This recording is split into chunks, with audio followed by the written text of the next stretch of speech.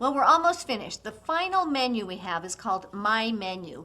I really love this feature in the Nikon cameras because, as you've seen, we've spent a pretty significant amount of time here going through menus.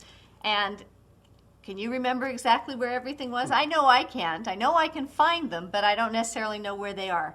And there's maybe about a half a dozen items that I like to activate fairly frequently, or even if it's infrequently, it's even harder to find. So with the My Menu setting, I can actually scroll through here and I can sell it that I want it to find certain menu items. It's called Add Item. And then I'll go through the different menus and say, I want to add this one and I want to add that one. So now some of the items that I use frequently, I simply go to My Menu rather than the extensive menu to find them.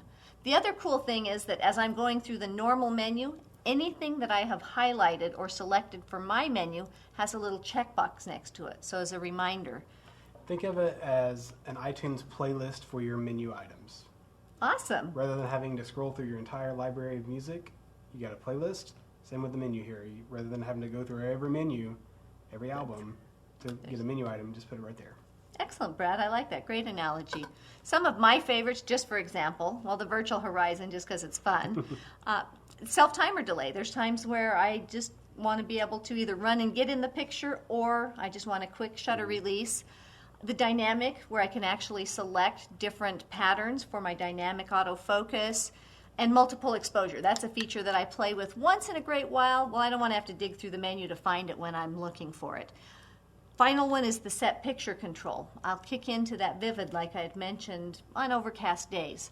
So once again, just some of those that I find the most useful, I've programmed into My Menu. Now that's the same type of settings that we had talked about sharing. If I gave you my settings, you'd end up with My Menu as well. Well, that concludes our tutorial on the buttons and dials of the D700. Brad, thank you for coming. It's been a pleasure. Appreciate it. I'm definitely sure that you guys are ready to get out and start shooting, so we're not going to keep you any longer. But for those of you that are interested, we've got a couple more little segments. They're bonus segments. We're going to talk about lens selection, and then we're going to go into the features of the MBD10, the vertical grip. See you next time.